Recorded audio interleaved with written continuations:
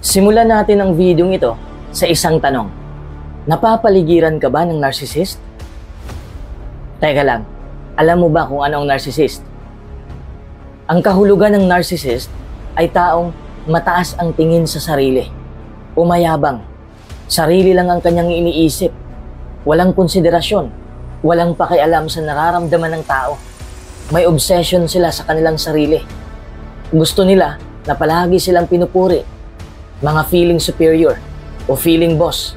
Gusto ko lang linawin na tayong lahat ay nasa isang bahagi ng spectrum ng narcissism. Pero kung mentally healthy tayo, ay alam natin kung paano balansehin ang ating sarili. Kaya ang video ito ay nakapokus lang doon sa taong may narcissistic disorder. At pag-uusapan din natin ang kanilang kakaibang pag-uugali. Hindi talaga natin maiiwasan na may isang tao na may ganitong karamdaman ang gagawa o magsasabi ng isang bagay na talagang walang kabuluhan. Lalong madali nilang makontrol ang mga taong walang alam sa buhay. Ang ginagawa kasi ng mga narcissist ay ilihis ka mula sa katotohanan. Kaya ginawa ko ang videong ito para malaman natin ang 10 kakaibang bagay na ginagawa ng mga narcissistic na tao para makontrol tayo. Pero bago po natin pag-usapan yan, gusto ko munang mag-shoutout sa mga aktibong viewers natin. Shoutout kay Fritz Gerald Umayo. Shoutout din kay Rayam. Shoutout din kay Lynn Kiven. Maraming salamat sa lagi niyong panonood. At sana ay gagamitin nyo o ilapat nyo sa inyong buhay ang mga natutunan nyo. Oo nga pala, pasensya na kayo kung may mga pangalan man akong nabanggit na mali ang pagbigkas sa tuwing magsha-shoutout ako. Okay? Pasensya na. Balik na po tayo sa topic natin. Number 1. Mamaliitin ka nila. Ang emotional at psychological abuse ay maaaring ipinapakita sa iba't ibang anyo. Kabilang na dito ang pagmamaliit na maaaring magmanifest bilang panghuhusga, pagpapahiya, pagbatikos o pagsasabi ng mga nakakasakit na joke. Ngunit ang pangmamaliit ay hindi biro.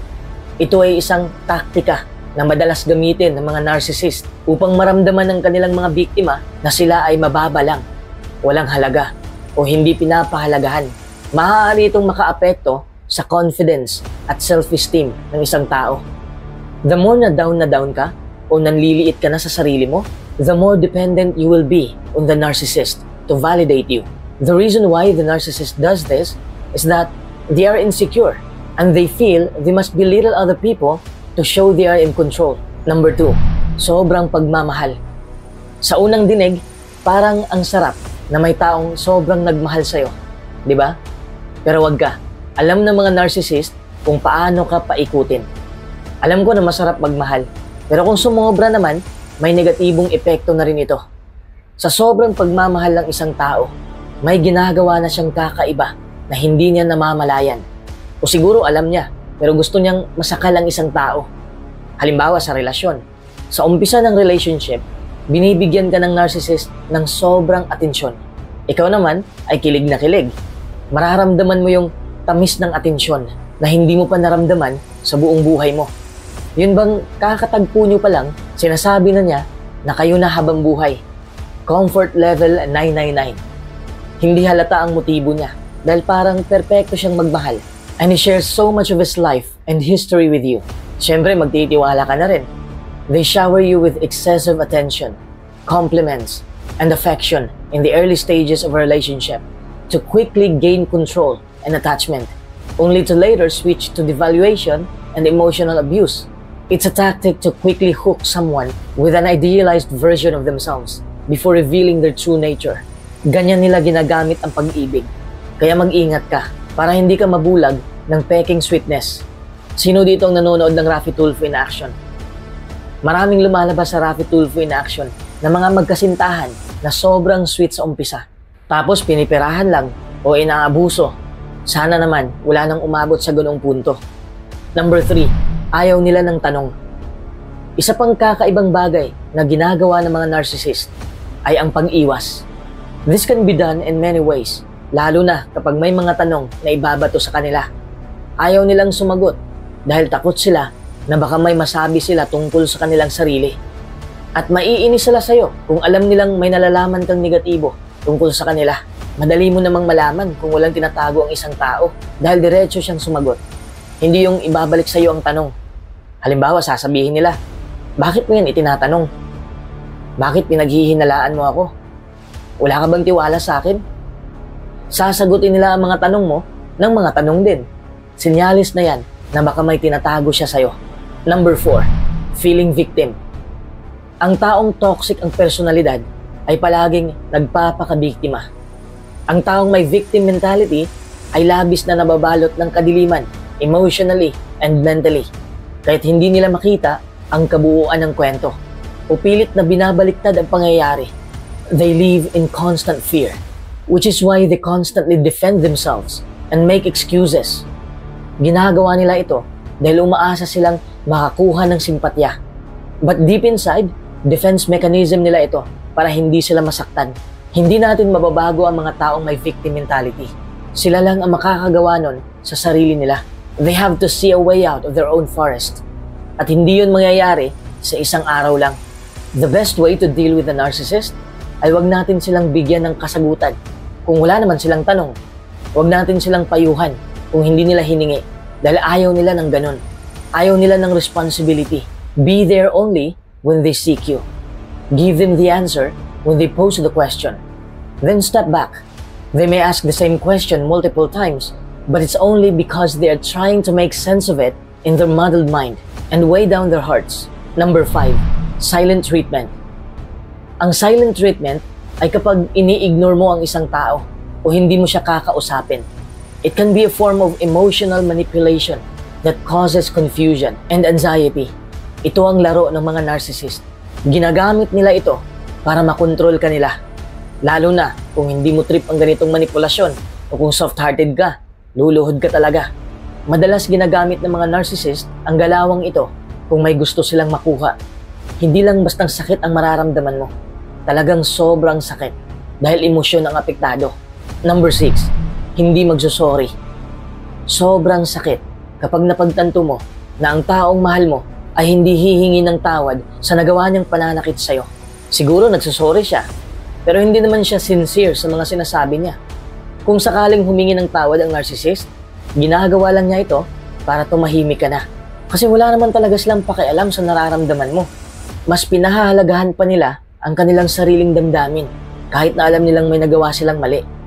Ang nakakatawa pa, minsan binabaliktad nila ang kwento. Sasabihin nila na wala na akong nagawang tama. Tapos ikaw na ngayon ang maaawa sa kanila.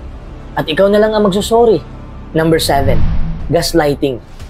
Ang gaslighting ay ang sinadyang pagkilos na sisira sa mental health ng isang tao sa pamamagitan ng pagtatangkang kumbinsihin nila ang biktima na nag-i-imagine lang daw sila tungkol sa mga nangyari. Gaslighters are true psychopaths. They have no regard for another person's well-being. Sobrang makasarili. Number 8, emotional blackmail. Hindi ito blackmail na hihingan ka ng pera. Bibigyan kita ng halimbawa. Kung makikipaghiwalay ka, magpapakamatay ako. Kung ayaw mong gawin to, hihiwalayan kita. Kung tunay ka talagang kaibigan, gagawin mo ito para sa akin. Ang emotional blackmail ay isang anyo ng emotional na karahasan kung saan sinusubukan ng blackmailer na sisihin ka sa kanyang mga problema at umaapila sa konsensya ng biktima at gumagamit ng hindi patas na paninisi upang makuha ang gusto niya. Gusto niyang kumbinsihin ang kanyang biktima na obligadong sumunod sila sa kanyang mga inaasahan at kahilingan. Kung hindi sila susunod, ay sila pa ang magigilty. Masisense kasi ng mga narcissist kung empath ka o may insecurity. Gagamitin nila ang kahinaan mo para makontrol ka nila. Lalo na kapag magagalit sila, syempre magugulat ka at matatakot. Wala kang magawa kundi ang sumunod na lang sa kagustuhan nila. Number 9, magkikimkim sila ng galit.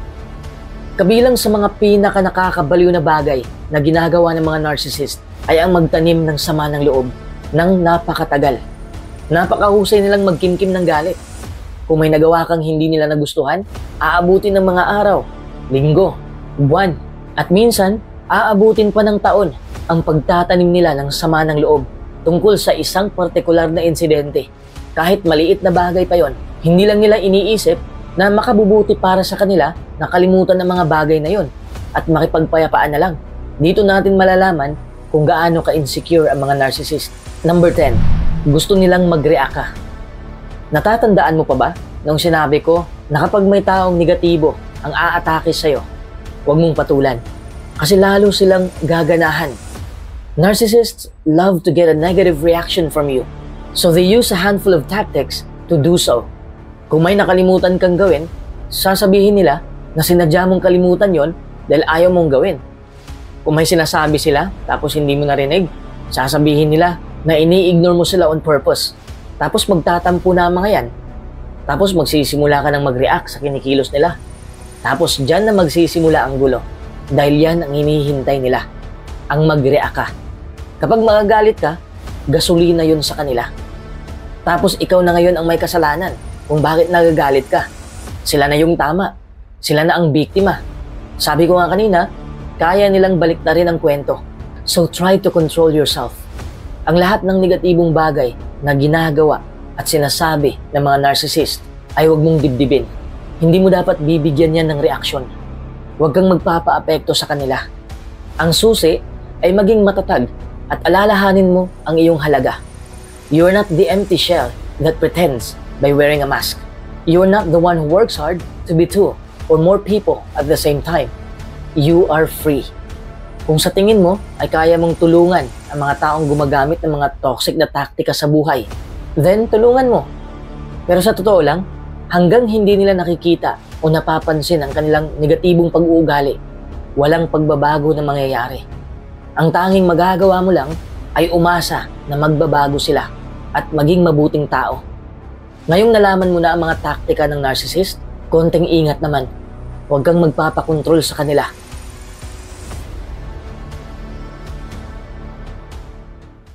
Kung nanonood ka man ng videong ito, gusto kong namnamin mo ang bawat salita. Hayaan mong gisingin nito ang puso at isip mo. Hayaan mong makapasok ang positibong mensaheng ito sa kalooban mo. Ang aral na mapupulot mo dito ay galing sa mga matagumpay na tao. Number 1, sarili mo muna bago ang iba. Maraming tao ang naghahangad na mabago ang mundo. Pero wala man lang nakaisip na baguhin ang sarili nila. Paano mo mababago ang mundo kung sarili mo nga mismo ay hindi mo kayang baguhin? Lahat ay nagsisimula sa'yo. Nagsisimula sa isipan mo. Ang iniisip mo ay magiging salita. Ang salita mo ay magiging aksyon. Ang iyong mga aksyon ay magiging gawi. Ang iyong panggawi ay magiging pagkatao mo. At ang matatag mong pagkatao ang huhubog sa iyong tadhana. Napakasarap namang isipin kung mababago natin ang mundo, di ba? Pero kailangan muna nating baguhin ang sarili natin. Kailangan nating suriing mabuti ang ating puso at alamin natin ang tunay nating intensyon. Number 2, lumayo ka sa mga taong toxic. Kung sino pa yung walang alam, ay sila pa yung nagmamarunong. Sila yung mga taong papatay sa kinabukasan mo. Sila yung mga taong pumupuna sa mga ginagawa mo. Kahit mabuti pa yung ginagawa mo, literal na humihigop sila ng lakas mo. Mga taong nababalot ng inggit. Ang taong toxic ay inihalin tulad sa sakit at kamatayan. Bakit? Kasi literal na nagdudulot sila ng sakit at maaari mong ikamatay ito kung palagi kang didikit sa kanila. Ito ang dahilan kung bakit ang daming tao ang na-stress. Toxic people keep injecting doubts, fears, worries, envy into people's minds. May importanteng bagay na alam kong gusto mong gawin at isa sa mga humahadlang sa'yo at makakalaban mo ay ang mga taong toxic. Kaya't kailangan mo lang mag-focus sa mga bagay na makakapag-angat sa buhay mo. Iwasan mo muna ang mga bagay na wala namang kwenta para rin naman to sa ikakaangat mo. Number 3, ikaw lang ang makakatulong sa sarili mo. Kahit ilang beses ka mang tulungan ng maraming tao, kung hindi mo tutulungan ang sarili mo, useless lang ang lahat. Kahit may pamilya ka man at mga kaibigan, pero mag-isa ka lang sa laban ng iyong buhay. Ginagabayan ka lang ng Diyos, pero hindi ka niya tutulungan kung hindi mo tutulungan ang sarili mo. Ikaw lang ang responsable sa mga pinagagawa mo. Kaya't hindi mo pwedeng isisi sa iba ang iyong mga pagkakamali. May aklat ka mang binabasa, may video ka mang pinapanood, makakatulong naman to para sa'yo. Pero hindi ang mga binabasa mo o pinapanood mo ang gagawa ng paraan para sa ikakaayos ng buhay mo. Nasa sayo pa rin ang huling pagdidesisyon. Ang mga mahal mo sa buhay ang gawin mong inspirasyon at motibasyon para sa pagtatagumpay mo. Walk your own path because no one will walk it for you. Number 4, may talento ka. Minsan ba'y maitatanong mo sa sarili mo kung may talento ka ba? Minsan ba'y masasabi mo na lang na wala ka talagang talento? Pero gusto kong malaman mo at maniwala ka sa sasabihin ko. Bawat isa sa atin ay may talento. Gaya nga nasabi ko kanina, kailangan mong suriing mabuti ang iyong sarili. Patahimikin mo muna ang ingay sa puso at isip mo upang marinig mo ang bulong ng tunay mong pagkatao. Halos lahat ay hindi umaangat sa buhay dahil sa kakapaniwala ng mga bagay na hindi ka panipaniwala. Alam mo ba kung anong mga bagay ang palagi mong pinakinggan? Wala kang talento. Hindi ka magaling. Wala kang alam. Hindi mo kaya to. Kumalma ka lang at pakinggan mo ang puso at isip mo upang malaman mo na ang mga salitang yan ay gawa-gawa lang ng isipan mo. Talaga bang wala kang layunin sa buhay? Relax ka lang at damhin mo ang iyong sarili. Number 5, paisa-isang hakbang lang. Ito yung sinasabi ni Lao Tzu na hindi ko makakalimutan. The journey of 1,000 miles begins with a single step. May gusto tayong gawin na hindi natin ginagawa dahil hindi natin alam kung saan tayo magsisimula. Minsan rin hindi tayo sigurado kung ito na ba ang para sa atin. Pero gaya ng sinabi ni Lao Tzu, it begins with a single step. Nagsisimula ito sa unang hakbang mo. Just start walking and the way will appear. Just take a single step. Number 6, gawin mo kung ano ang gusto mo. Sa totoo lang, may mga trabaho tayong hindi natin gusto. Sometimes, jobs are killing us. Alam mo ba kung ano ang kahulugan ng job? Ayon kay Robert Kiyosaki, ang job ay just over broke. Meron din ako nabasa na article online. Ayon sa post, juggling our bills. Ibig sabihin, kahit araw-araw kang naka-duty, hindi ka pa rin maging stable financially. Lalo na kung ayaw mo ang trabaho mo. Doing what you hate is the cause of stress in life. Pero kung ang trabaho mo ay talagang gusto mo, hindi mo ito matatawag na trabaho. Nagiging hobby na lang ito para sa'yo. Kaya't sundin mo kung ano ang gusto mo. Sabi nga nila, fall in love with your work. Work with meaning. Work with passion. Work with joy. Kaya tayo na-stress kasi habol tayo ng habol sa pera. Huwag mong habulin ang pera kung ayaw mong lumayo pa ito ng lumayo. Habulin mo ang kagustuhan mo at ang pera ay susunod sa'yo. Number 7, ang pagmamahal ay hindi mo mahahanap sa labas. Oo, totoo yan. Bakit? Mahahanap mo lang ang tunay na pagmamahal sa sarili mo. Abalang-abala ka na sa kakagawa ng lahat para mahalin lang ng iba, para lang mapansin ng iba. Paano ka mamahalin ng ibang tao kung mismo sa sarili mo ay hindi mo nahahanap ang pagmamahal? Kung hindi mo maibigay sa sarili mo ang pagmamahal na hinahangad mo. Hindi mo madarama ang pagmamahal ng ibang tao kasi hinaharangan mo ng iyong sariling negatibong paniniwala. Negativity blocks mental and emotional ways. Number 8, walang limitasyon. Buhay lang natin ang may limitasyon kung kailan tayo magwawakas.